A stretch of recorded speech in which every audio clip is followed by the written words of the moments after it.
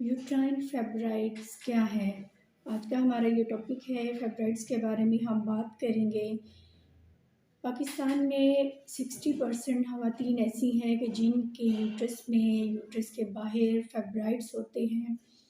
कुछ ख़वातीन ऐसी हैं कि जिनमें ये फेब्राइड्स साइलेंट होते हैं, जिनकी कोई उनको तकलीफ़ नहीं होती है, कोई उनकी अलामात सामने नहीं आती हैं, उनको पता ही नहीं होता कि उनको फेब्राइड्स हैं। वो किसी न किसी हवाले से जब अपना अल्ट्रासाउंड करवाने जाती हैं, तो वहाँ पे उनको पता चलता है कि उनके यूट्रस में या अंदर फेब्राइड्स है। तो ऐसी सूरत में परेशान होने की ज़रूरत नहीं है। अगर आपका वज़न नहीं बढ़ रहा, अगर आपको पेट के किसी हिस्से में दर्द नहीं है, मसाने पे आपको कोई प्रेशर नहीं है, आपको पीरियड्स आपके मंथली आपको रेगुलर अपने टाइम पे आते हैं, तो ऐसा कोई इश्यू नहीं है।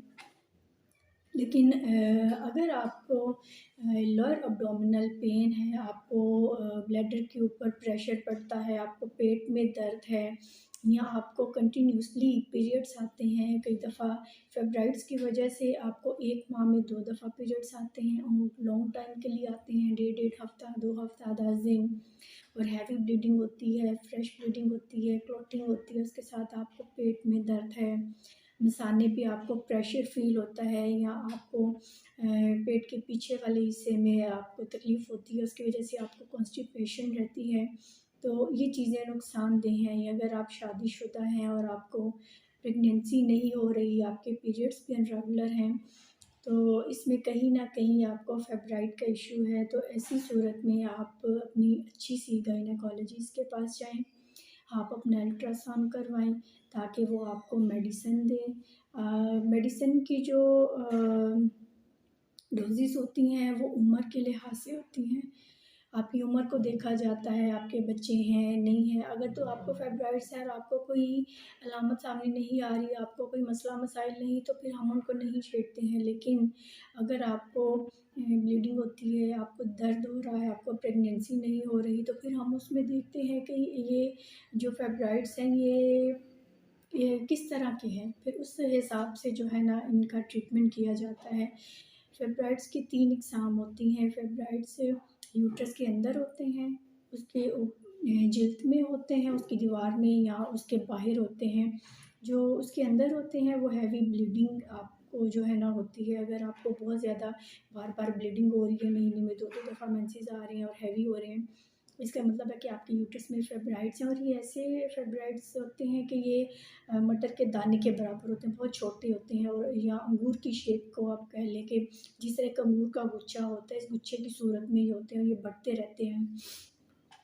तो इसकी वजह से क्या होता है कि आपके जिस्म में कमज़ोरी हो जाती है ब्लीडिंग की वजह से, आपके जो डेली रूटीन है काम की, आपकी वो डिस्टर्ब हो जाती है, आपका काम में दिल नहीं लगता, सुस्ती आपको बढ़ जाती है, या आपको बार-बार अगर बाहर की तरफ है, यूट्रस के बाहर की तरफ है फेब्राइड्स, तो आपको मसाने पे प्रेशर पड़ता है, आपको बार-बार थोड़ा-थोड़ा करके यूरिन आता है, जिसकी वजह से आपको थकावट। तो ऐसी कंडीशन में क्या होता है कि हम लोग जो है ना, ज़ाहिर है कमज़ोरी है, तो हम लोग मेडिसिन भी शुरू कर देते हैं, ताकत के साथ हम खाने शुरू कर देते हैं। तो उसमें हमारी जो रूटीन है वो डिस्टर्ब हो जाती है। हमारी जो फेब्राइड्स है उसको ज़्यादा कैलोरीज़, फैट और ये एनर्जी जाना शुरू हो जाती है, और वो बढ़ना शुरू हो जाते हैं। अगर ये साइज़ में बढ़ना शुरू हो गई हैं, तो ये नुकसानदेह बात है। आप अपने गायनेकोलॉजिस्ट के पास जाके आप इसकी तशख़ीस करवाएँ। इनका ऑपरेशन भी किया जाता है, इनको यूट्रस भी रिमूव किया जाता है। अब इसकी 2 स्टेजेज़ होती हैं।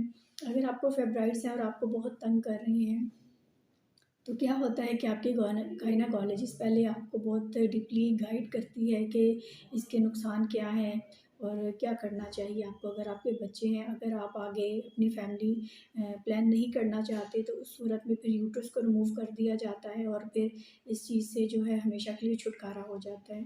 फिर एक होती है मायोमेक्टमी। इसमें क्या किया जाता है कि सिर्फ फेब्राइड्स को जो है रिमूव किया जाता है, लेकिन ये समटाइम इतने छोटे होते हैं या अनकम्प्लीट होते हैं कि वो उनको निकालना जो है मुश्किल हो जाता है। इसका कोई ना कोई हिस्सा रह जाता है, जिसकी वजह से ये दोबारा ग्रो कर जाते हैं, और ये फेब्राइड्स दोबारा भी हो सकते हैं। इसलिए हमें बहुत ही एहतियात की ज़रूरत है। अभी दौर जदीद में एक नया प्रोसीजर जो है वो इजाद किया गया है कि जिसमें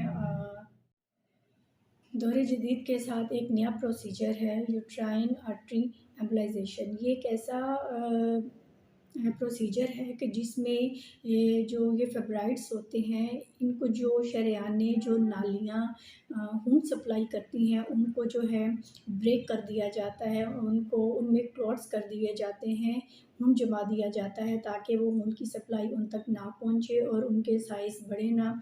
जब उनको खून सप्लाई नहीं होगा तो क्या है कि उसकी वजह से इनमें आहिस्ता-आहिस्ता इनकी श्रिंक होना शुरू हो जाती हैं और ये आहिस्ता-आहिस्ता ख़त्म हो जाती हैं। तो ये एक इसका हल है थोड़ा महँगा, लेकिन ये है कि ये एक बहुत अच्छा हल है इसका। तो आप इसके बारे में अपनी गायनेकोलॉजिस्ट से, अगर आपको बहुत ज़्यादा ब्लीडिंग हो रही है, पेन होती है, तो आप किसी अच्छी गायनेकोलॉजिस्ट के पास ज़रूर जाएँ।